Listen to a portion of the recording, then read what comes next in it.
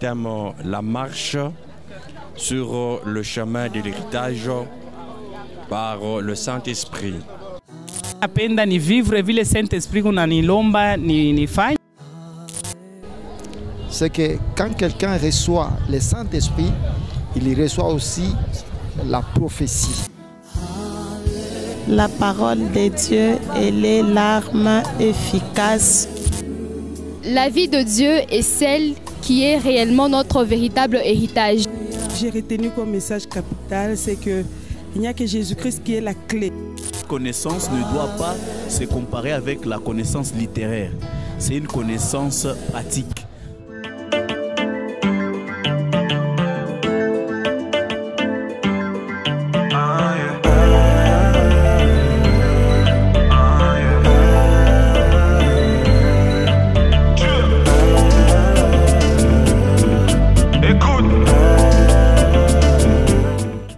L'an 2024 va se pencher sur ce message donné par le révérend pasteur Zacharie Kabengele Mayamba Chambouyi, message ayant trait bien sûr sur la bonne part ou encore les 7 attitudes à prendre pour un chrétien, notamment à sa deuxième attitude qui est celle d'être assis pour recevoir la bonne part qui est traduite ici par la parole de Dieu, cette parole pure, cette parole qui nous ramène dans les firmaments, dans les sublimes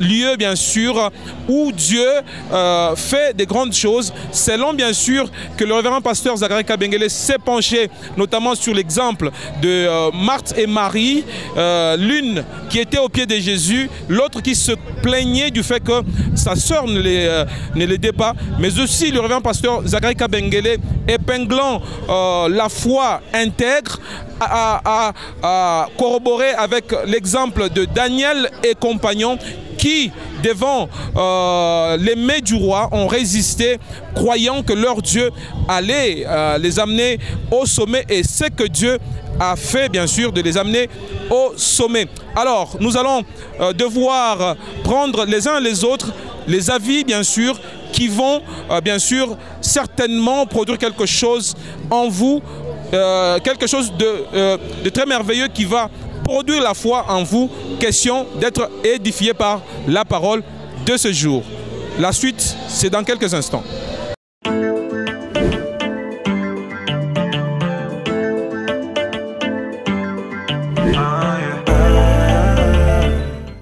Par rapport à ces cultes d'aujourd'hui, Papa a continué toujours à nous parler sur les 7 activités spirituelles ou bien les attitudes.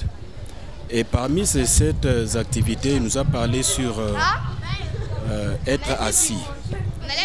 Lorsqu'il a parlé d'être assis, il nous a donné le verset de Luc 10, le verset 39, là où on parle de Marie qui était assise pour écouter la parole.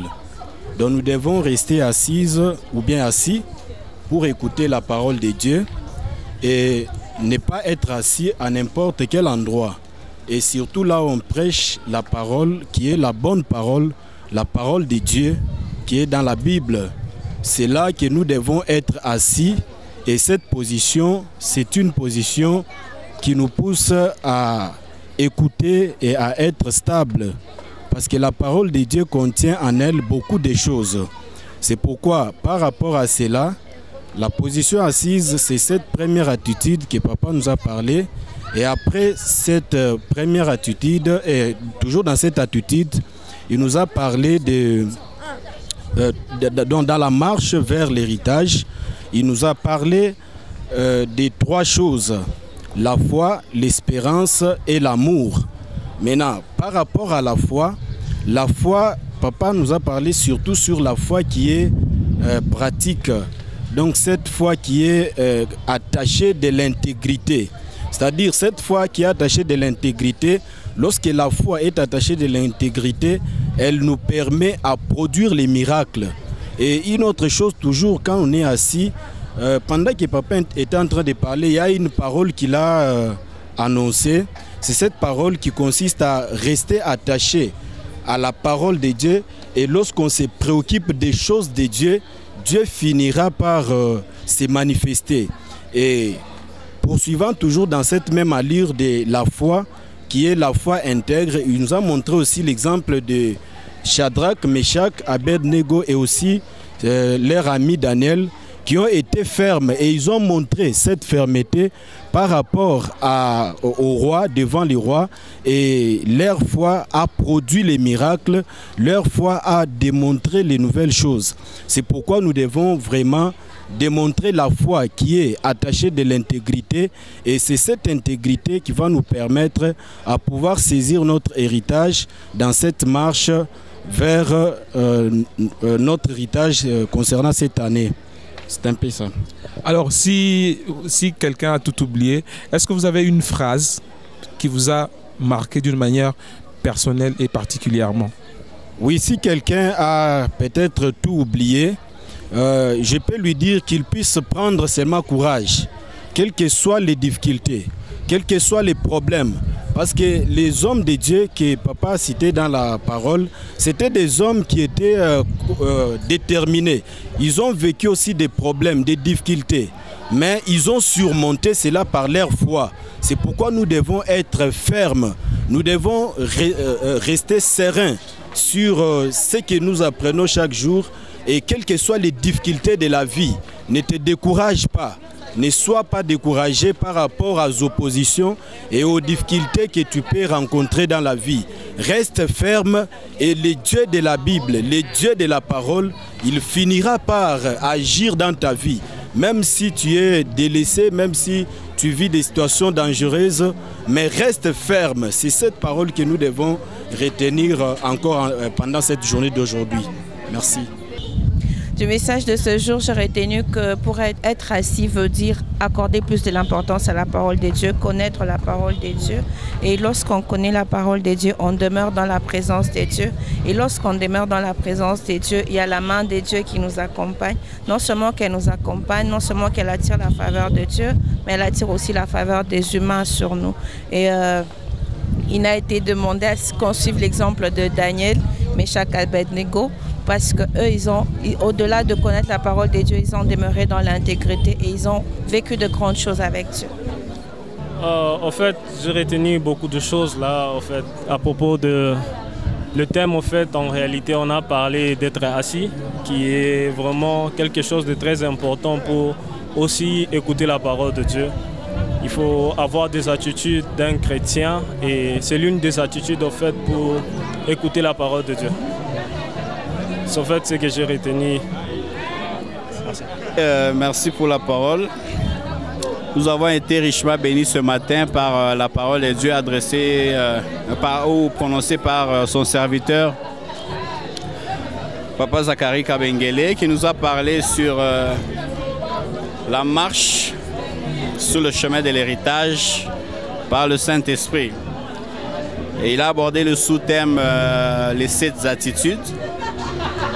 Et sur les 7 attitudes, nous avions déjà vu la toute première attitude. Et nous avons vu la deuxième attitude aujourd'hui qui est être assis.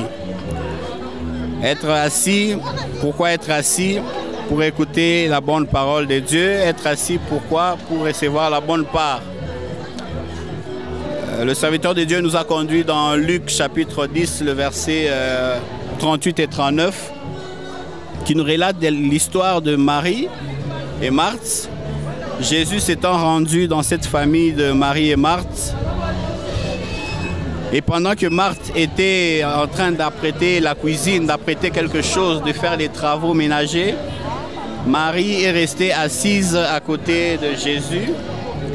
Une fois, Marthe l'ayant remarqué, Marthe est venue pour se plaindre auprès de Jésus, pour dire « Mais Jésus, pourquoi tu laisses Marie, Marie qui ne vient pas m'aider ?» Jésus va répondre à Marthe en disant « Marthe, Marthe, Marie a choisi la bonne part. Cette bonne part qui ne lui sera jamais ôtée. Et cette bonne part, c'est quoi? C'est la parole de Dieu. Cette parole de Dieu qui est une parole puissante, cette parole de Dieu qui est une parole qui nous accompagne, qui est un marteau. La parole de Dieu nous accompagne en toutes choses. Quand nous regardons dans Ésaïe, le serviteur de Dieu nous a parlé de Ésaïe, le chapitre 50, verset 4. La parole de Dieu nous dit, le Seigneur éveille en nous, d'abord chaque matin, le Seigneur dispose notre langue, notre bouche à prononcer des bonnes paroles pour aider ceux qui sont affligés, pour donner consolation aux autres. Et plus tard, dans le chapitre 5, la parole de Dieu nous dit, cette parole nous éveille notre oreille à écouter la parole de Dieu comme l'écoutaient nos disciples.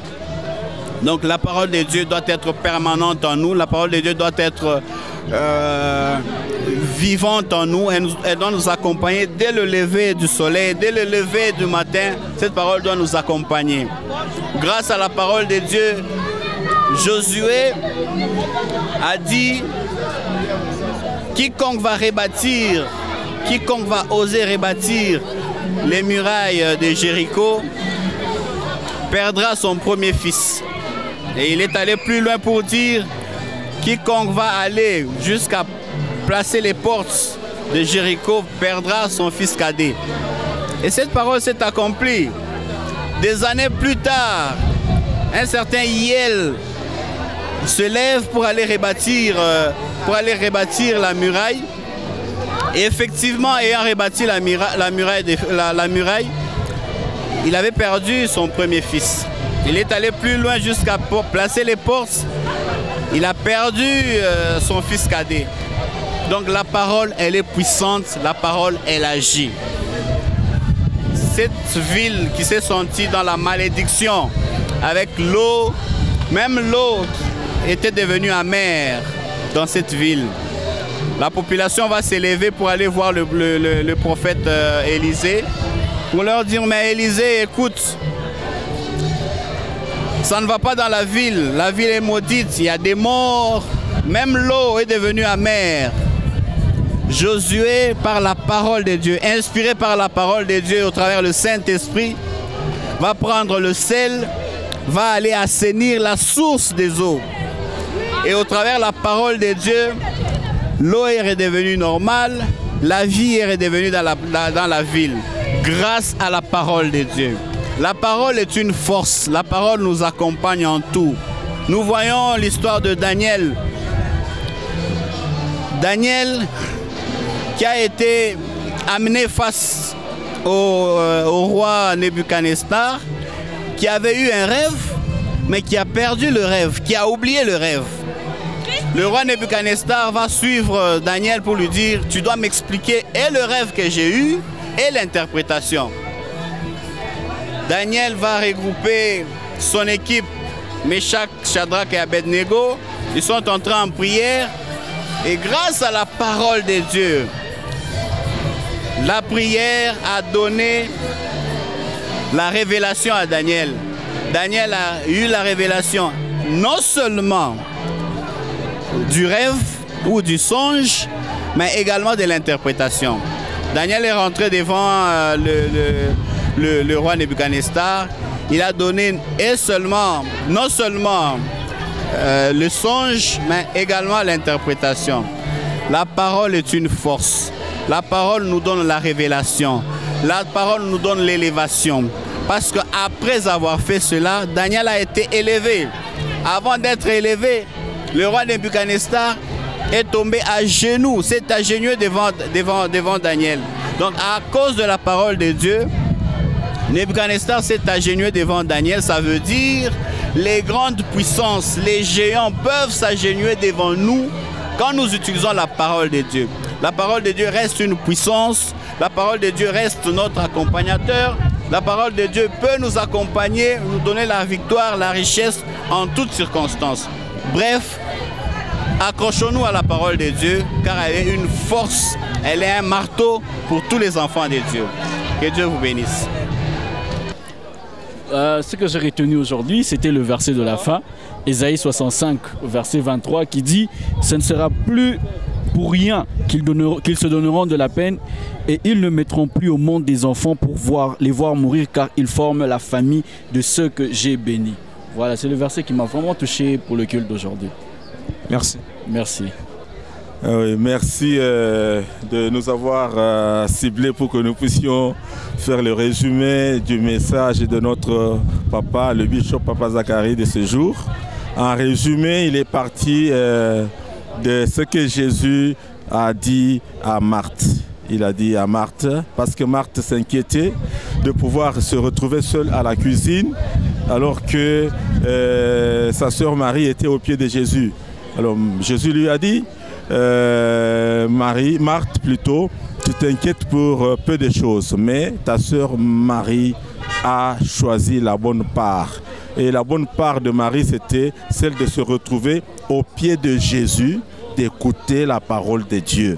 Donc la bonne part, c'est de pouvoir connaître la parole de Dieu, être assis dans la parole de Dieu, méditer cette parole, la mettre en pratique et aussi avoir foi en cette parole. Marcher dans l'intégrité.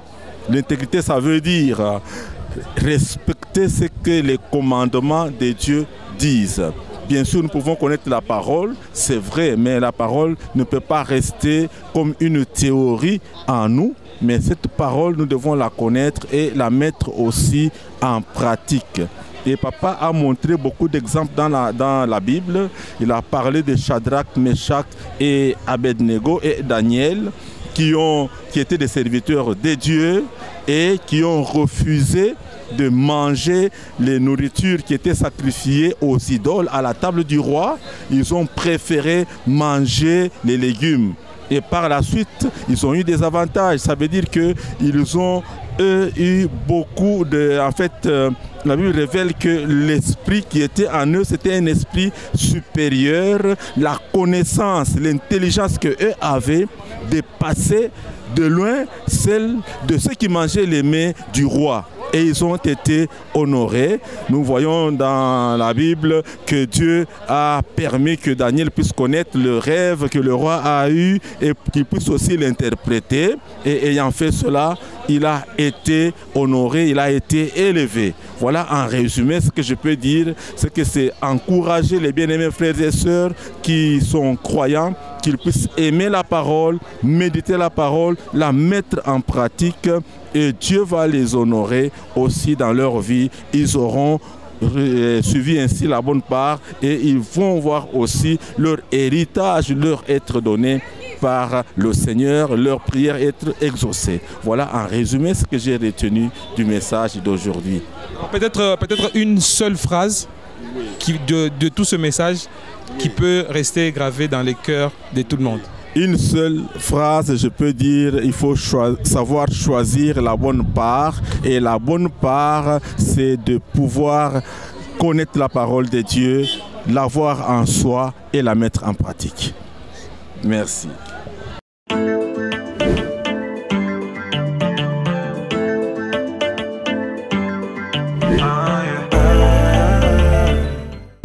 Merci d'avoir suivi ce programme de ce jour, très chers téléspectateurs. C'était bien qu'a-t-on retenu du dimanche 16 juin 2024. Merci à toute l'équipe technique, Nixon Bukasa, Raissa Kassongo, ainsi que Williams et tous ceux qui ont concouru bien sûr à l'élaboration de cette émission. Merci à Franck Lutumba pour la programmation. Merci à tous et à dimanche prochain.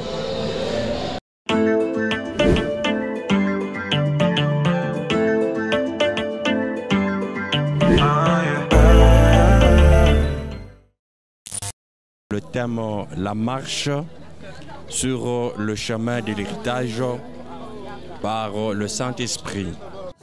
Napenda ni vivre vile Saint-Esprit kunanilomba nifanye. C'est que quand quelqu'un reçoit le Saint-Esprit, il reçoit aussi la prophétie.